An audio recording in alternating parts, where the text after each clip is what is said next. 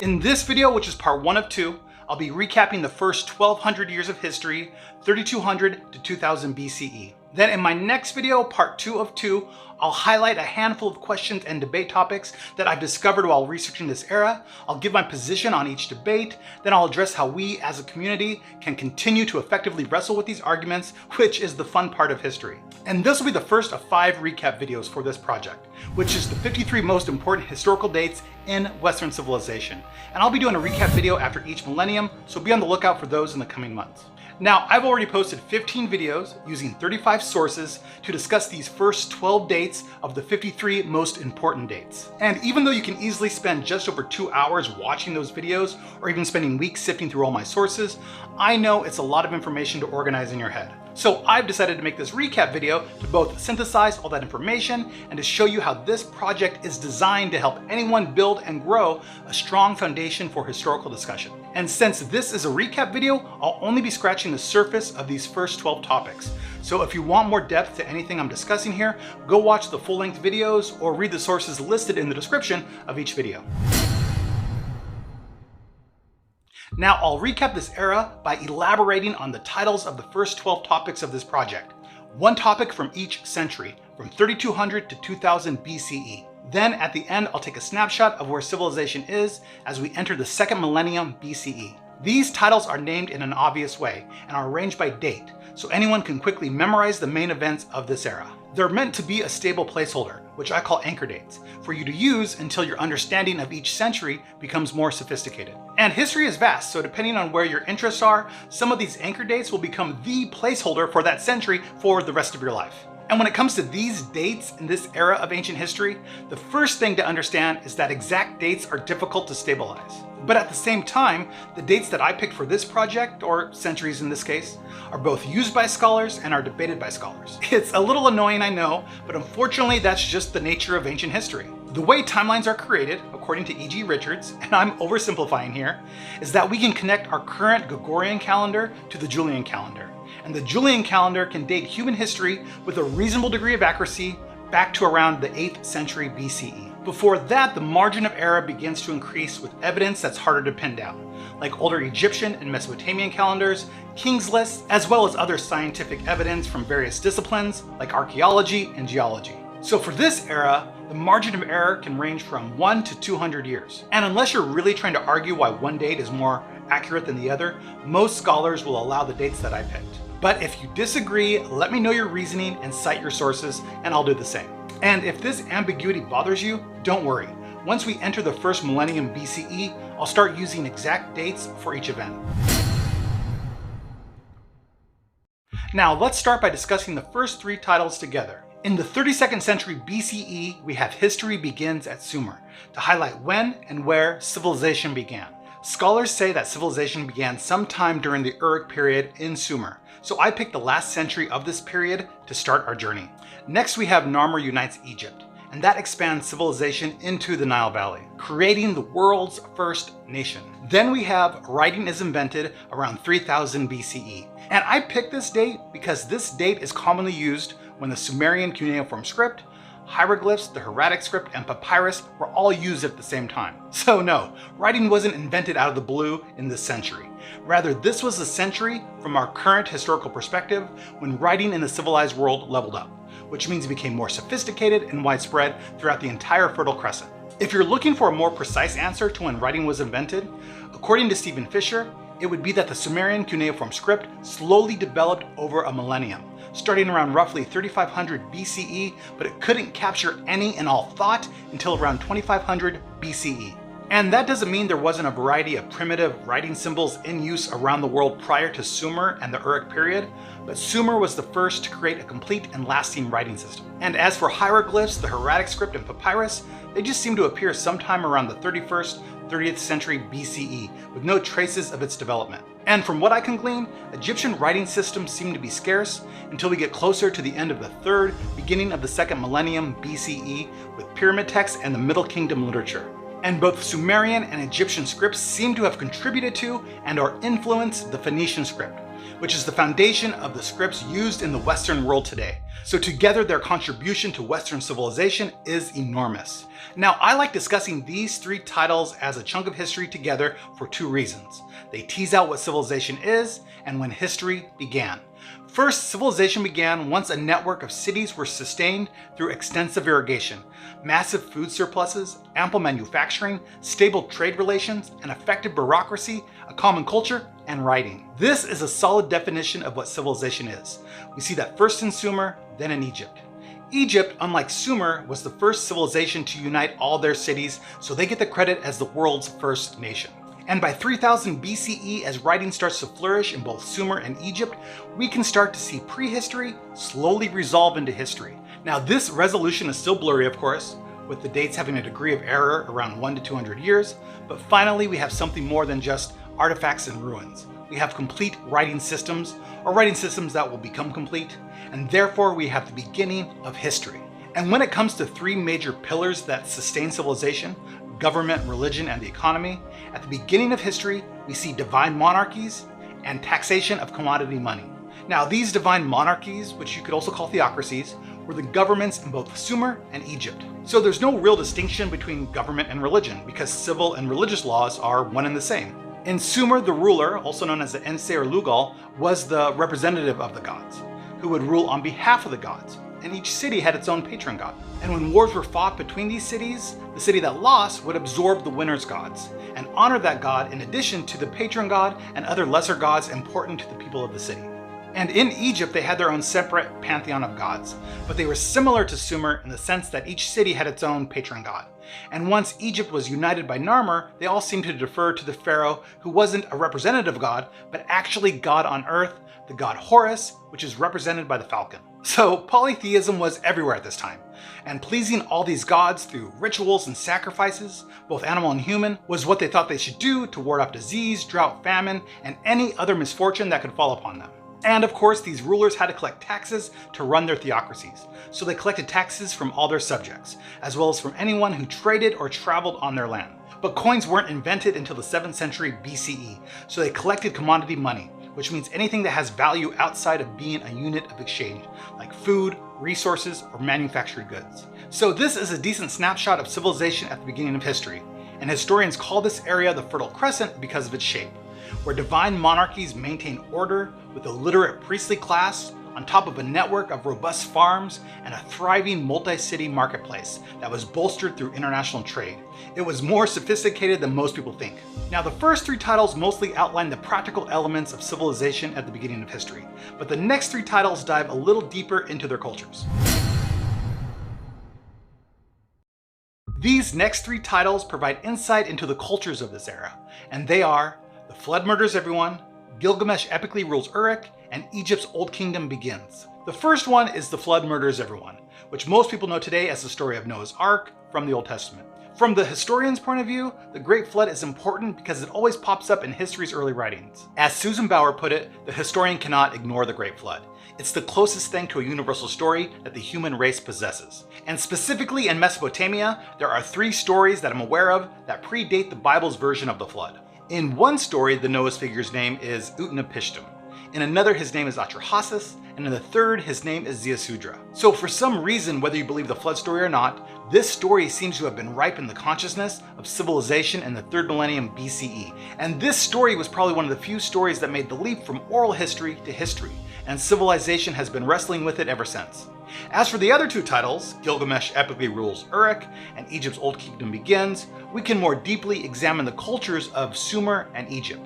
In Sumer, the oldest copies of the poem, the Epic of Gilgamesh, are from around 2100 BCE, but some scholars, like Andrew George, believe that Gilgamesh was indeed a ruler of Uruk around the 28th century BCE. Then he was deified, worshipped in a cult, and when writing shifted from practical tax collecting to actual storytelling, he was one of the first subjects in the history of literature.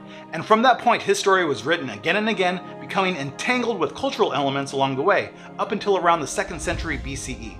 And scholars have extracted some major themes from the poem, giving us a window into their level of sophistication.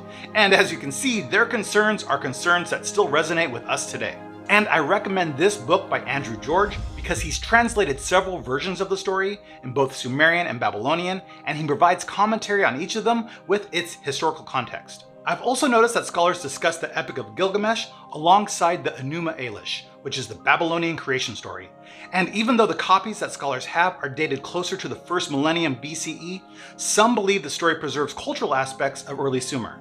So when examining Sumer or all of Mesopotamia of the 3rd millennium BCE, both stories are great supplements to help understand them. As for Egypt's Old Kingdom begins, I highlight that the Old Kingdom was defined by 3 things: a strong monarchy, a religious identity, and the pyramids. But in this video specifically, I mainly focus on the religion because according to Toby Wilkinson, monarchy was not just an integral part of religion, the two were synonymous. And I discussed their religion by summarizing 3 stories: creation, the death of Osiris, and the afterlife. These stories outline the major deities and how Egyptians are part of a divine order. This order can be seen in the rising and setting of the sun and the regular flooding of the Nile. However, divine order could only be maintained, according to Egyptian belief, if they lived according to Mot, and by doing so, they'll be prosperous and have everlasting life. So these 3 titles are meant to introduce the cultures of the Fertile Crescent at the beginning of history. And before we move on, I want to briefly compare and contrast how these cultures perceive 2 essential aspects of existence: creation and death. First, let's discuss creation, specifically creation from water. Water seems to have heavily affected the cultures of both Sumer and Egypt. In Mesopotamia, for instance, the Enuma Elish states that before there was anything, there was Apsu the sweet water and Tiamat the salt water. And from them, they created more gods and everything else, and humans were created to work for the gods. And in the Egyptian creation story, land rose from the primordial water, and this land was known as the Primordial Hill. On top of this hill, the god Atum appeared. He created himself, and then from him, all the other gods and everything else was created. And the pharaohs like to claim that their tombs, including the pyramids, were built on this primordial hill.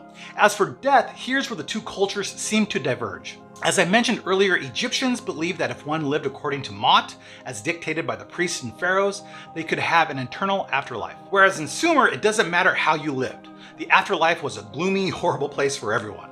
I also find it interesting that the Great Flood story, this epic disaster story that defines the ancient world, appears in Sumer and other places around the world, but not Egypt. The closest thing that I found in Egypt is the destruction of mankind, but it's definitely not the same story. In the Egyptian story, there is a flood, but it's a flood of beer. And the flood wasn't sent to destroy mankind, it was sent to save mankind. Saved again. So that's a little taste of their culture, and scholars have done their best to paint a picture with the limited evidence, but it's really hard to say what their culture was precisely or even how these cultures evolved. One way that historians try to understand this evidence is to look at it through the lens of environmental determinism. This term means that a civilization's character or ability to thrive or not is determined by its environment. So if we look at the rivers of both Egypt and Sumer, we'll see that the nature of these rivers may have helped shape their cultural identity. In Egypt, the Nile was known to flood predictably, and it's believed that this predictability helped feed their idea of divine order and Mot. Whereas in Sumer, their rivers, the Tigris and Euphrates, flooded randomly and violently. So here it's believed that these chaotic rivers help contribute to the pessimistic outlook of life and death in their culture. And if we keep this in mind while considering the Great Flood story, it makes sense that the flood story was embraced by the people of Sumer and not Egypt. Now, environmental determinism is just one way to look at history. And of course, it should be used with caution, and it shouldn't be used to explain every cause in history. But I think it deserves ample consideration here in ancient history because their primary influence came directly from their environment. Whereas today, with our advanced science, technology, and media, our influence about the world are more informed and layered. So our ideas about nature are less mysterious and more predictable relative to ancient societies. Of course, this is just speculation on my part, but the point is that the lens of environmental determinism is definitely something to consider while studying these and any civilization. My next title is The Pyramid is Perfected, and it highlights the great architectural achievement of this millennium. In this video, I discuss how Egyptian funerary practices evolved, from sandpits to mastabas to step pyramids to the Great Pyramid of Giza to decline. Now, Sneferu's Red Pyramid was the first true pyramid, but the 2 most famous pyramids are Khufu's Great Pyramid of Giza, which is the tallest, and his son Khafre's pyramid that has a sphinx next to its causeway. And most scholars believe that all 3 of these perfected pyramids were built around the 26th century BCE, and they were built by corvée labor, not slaves nor aliens for that matter. And over in Sumer, they have their version of the pyramids, which we call ziggurats. But they're not tombs, they're temples. And these temples were the center of religious life in each Sumerian city. The next three titles highlight the expansion of civilization as we enter the second half of the 3rd millennium BCE. First, we have the Harappan culture matures, then Sargon's first empire, then the Minoan Greek civilization is founded. Now, as the Harappan culture matures, civilization expands east into the Indus River Valley. And scholars say it matures around this time because this is when they were constructing uniform cities with uniform buildings and uniform streets all throughout the Indus Valley. There is also evidence that they were trading with cities in Mesopotamia, and it's believed that the Mesopotamians referred to them as the Malua. So its uniformity and trade reveals a highly sophisticated and organized society, but unfortunately we haven't deciphered their writing yet, so our knowledge of them is limited. We do know, however, that their society collapsed around 1900 BCE, and scholars seem to believe it was due to depleted resources in that area, so the population slowly migrated away. Whatever the reasons, around the same time, the Aryans migrated into this area and continued further east, bringing with them a more primitive version of Sanskrit, which is the oldest known written language in India. Vedic Sanskrit is the ancestor of many of India's languages today, including Hindi, which is the sacred language of Hinduism, and it's without a doubt part of the Indo-European language family. This means that Hindi, English, and most of the countries that make up Western civilization are all part of the same language family. So if you ever wondered why India is sometimes lumped into the history of Western civilization, well, this is one of the reasons. It's part of our language family. And soon after the Harappan culture matured, Sargon was creating the world's first empire, the Akkadian Empire, which stretched from the Persian Gulf to the Mediterranean Sea. And Sargon and his Akkadian community spoke a Semitic language, and it's in the same language family as Babylonian, Assyrian, and Hebrew, but not Sumerian. Sumerian is its own isolate language, which means it's not related to any language that we're aware of, living or dead. So when Sargon conquered all of Mesopotamia, he imposed his culture and his language onto different cultures under his rule. And it's this imposition of one culture onto others that made it the world's first empire. And it's important to note that the Akkadian language would eventually replace Sumerian. But as Sumerian died out as a spoken language, Akkadian and Babylonian scribes would preserve it, like how the Western world preserves Latin today. The Akkadian Empire would eventually fall to the Gutian invasions, but their inability to rule effectively allowed several Sumerian cities to rebel. This set the stage for Ur-Nammu, a Sumerian king, to take control of the area, and his reign is known as the beginning of the Sumerian Renaissance, or more precisely, the 3rd dynasty of Ur. Next, the Minoan Greek civilization is founded on the island of Crete in the Aegean Sea. Here we have a thalassocracy, which means they ruled the seas. And as a result, they were able to protect their island and establish seaborne trade networks around the Greek islands in Egypt and Mesopotamia. We haven't been able to decipher their writing yet, which scholars call Linear A. So like the Harappan civilization, scholars understand the society by examining its remains, like their palaces, art, and artifacts. And because of references to a Cretan civilization mentioned in early Greek writing starting around the 8th century BCE, Sir Arthur Evans called it the Minoan civilization, and we've been calling it that ever since. He named it after King Minos, the mythical king of Crete, who is first mentioned in Homer's writings. Scholars have also noticed other connections that the Minoans may have inspired, like the stories of the Minotaur, the Labyrinth, and some adventures of Theseus. But these connections are tenuous, of course, and scholars even debate whether or not the Minoans should even be considered Greek. But until we discover more, this is how the late 3rd millennium Cretan society is represented. And finally, we're back in Egypt with the last two titles. Egypt's Old Kingdom collapses and Montuhotep reunites Egypt. Egypt's Old Kingdom collapses when the regional governors of Egypt, called nomarchs, grew too rich and powerful, and the pharaoh was too weak and ineffective. So when the last pharaoh of the 6th dynasty died, so did the Old Kingdom. And there was a succession crisis that lasted around 150 years, with several powerful nomarchs all claiming to be the divine ruler at the same time. But that didn't actually happen until the end of the 21st century BCE, when Montuhotep reunited Egypt. At that point, the seat of power had shifted from Memphis, which was the capital of the Old Kingdom, to Thebes in the south, which would become the new capital of the Middle Kingdom. So that was a brief overview of the first 1200 years of history, as explained by using the first 12 titles and dates of this project. You can see as we encounter each new century, civilization is first founded throughout the Fertile Crescent, with cultural elements captured in writing, including the flood story that would eventually spread to both India and Greece, but not Egypt, while massive structures like the pyramids and ziggurats would become the physical cultural expressions of these kingdoms. Then civilization extends east into the Indus Valley, then the first empire extends throughout Mesopotamia, Then the Minoans established the westernmost expression of civilization in the Aegean Sea. And finally, the oldest nation in the world collapses for a while, but eventually another strong monarch pulls it back together. So as the 3rd millennium BCE comes to a close and we take a snapshot of where civilization is before we enter the 2nd millennium BCE, we see the Harappan civilization is on the decline, and the area will soon be overrun by Aryans. In Mesopotamia, the Sumerians had their renaissance after the Akkadian Empire fell. But just as the millennium comes to a close, the 3rd dynasty of Ur falls too, and the Sumerians will never rise to the greatness that they once were. In the Aegean Sea, the Minoans are beginning to hit their stride, and they'll be around for another 500 years. And in Egypt, as we already know, Montuhotep unites Egypt like Narmer did a millennium earlier, and the Middle Kingdom begins. So now that we've established that overview, let's take that information to discuss how this project is designed to help anyone build and grow a strong foundation for historical discussion. As you know, these 12 titles are organized in the century that they occurred, one event per century, so anyone can easily memorize them. And eventually, when this project is completed, you'll use all 53 titles as your anchor dates. That will prop up your infrastructure of history so you can start thinking about history holistically. And if we focus only on the first 12 titles in this recap, you can see this infrastructure developing. You now know when history began, when writing became widespread, when the pyramid was perfected, when the world's first empire dominated Mesopotamia, and which cultures controlled this area at the time. It's not everything that was happening, but it's the major players. And maybe you even notice the people and events that are not there too. There's no Babylon yet, there's no Old Testament, no Persian wars with Greece, no Romulus and Remus founding Rome, and there's no Cleopatra. And to some people, all those things are just ancient history that all happened around the same time a long time ago. And they have no idea that Cleopatra, who is associated with ancient Egypt, lived closer to the invention of the iPhone than the construction of the Great Pyramid of Giza. So by memorizing these first 12 anchor dates, and eventually all 53, in order, you'll be able to start thinking about history intelligently, like cause and effect, origins, cultural exchange, environmental impact, etc. And hopefully just from absorbing the first 12 dates in this recap, you can already get a sense of its utility. This channel is providing you with 2 paths to develop your historical depth.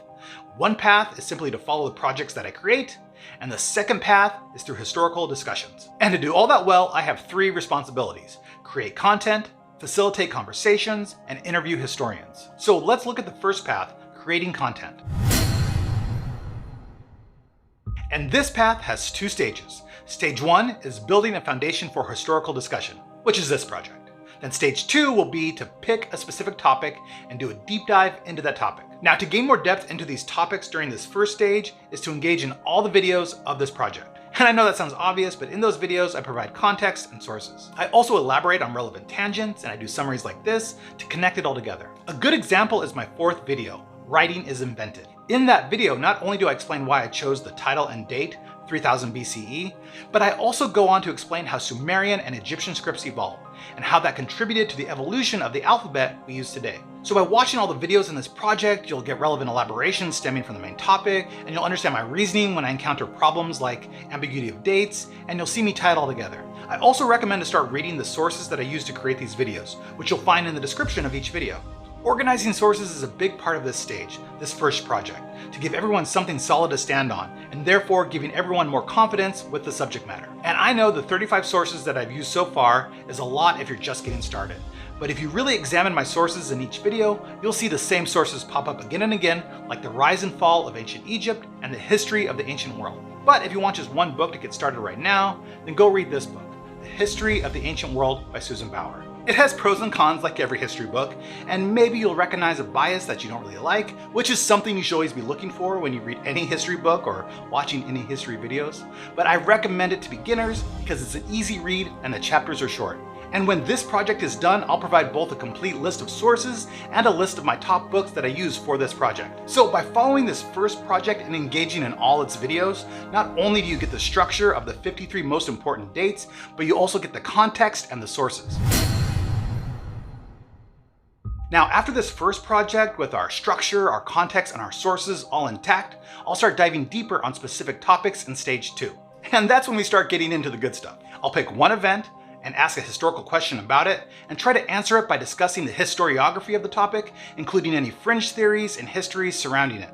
And if you were lucky enough to watch my intro video to this channel, you already know my next project will be something about the development of the state, but I'll reveal specifically what it is when we get there. Then after that project, I'll pick another event, ask a historical question about it, draw out the historiography, and try to answer it. Then after that, rinse and repeat until I'm history myself.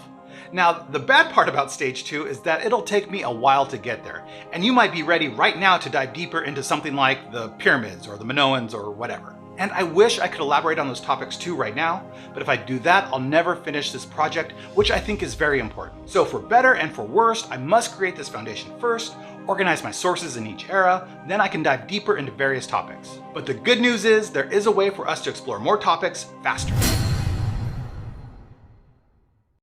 This brings me to our second path, historical discussions. My role here will be as a facilitator or a guide toward deeper historical discussions. I know there are a lot of smart people out there who either have great questions or already have done their homework and can add depth to the conversation. So as they comment on my various social media, I'll be organizing the information and creating supplemental videos about expanding the sources, as well as highlighting interesting questions and debate topics. And as I mentioned at the beginning of the video, I already have questions and debate topics about the first 1200 years of history ready to go. And I'll discuss that in my next video, which will be part 2 of this recap. But one question I'll ask right now, because it's more general for this entire project, is what events do you think are the most important in Western civilization and why? I'm hoping as I reveal all 53 events, people will disagree with some of the events and dates that I picked for that century, suggest others, explain their reasoning, and cite their sources. And from that conversation, everyone can learn more about each century. Then they can choose for themselves which events are the most important. So if you disagree with any event and its date mentioned in this recap, I'd love to hear your thoughts, so please put them in the comment section. Then be sure to watch part 2 once it's posted and interact with it as well. I'll do my best to facilitate the conversation and organize any new information and sources as they're introduced. At the very least, if these supplemental videos don't generate anything substantial or anything at all, I know that just being aware of these questions and debate topics will give you a more sophisticated understanding of each era and history in general. So we'll see how far we can take the conversation within this community. Then I'll take what we've learned and start conducting interviews with actual historians to answer any of our questions, to better inform us, and to direct the conversation. I myself only have a BA in history, but I do know a few PhDs who have already agreed to be interviewed. So when the time is right, I'll add them to this channel, so stay tuned. Now, I know that sounds like a lot, but I'm in this for the long haul. This channel is just an extension of my background in history. I wanted to utilize social media to reach as many people as possible to move beyond my own bubble, to teach and to learn, and to do something that's bigger than just fun historical facts. I wanted to do something that was both useful and holistic, and this is what I came up with. So if you're subscribed to this channel in 2023, then you're watching me slowly build this foundation for historical discussion. And I thank you for your support and your engagement at this early stage. But by 2033, hopefully anyone who discovers one of my videos can quickly find and absorb its correlating project, then easily be connected to more sources, debates, historian interviews, or anything else about that topic or any topic. And in the end, if we're lucky, there will be a generation of us who will know the utility of discussing history properly, will do it well, and will maybe inspire the next generation to do the same or something better. Thanks for watching.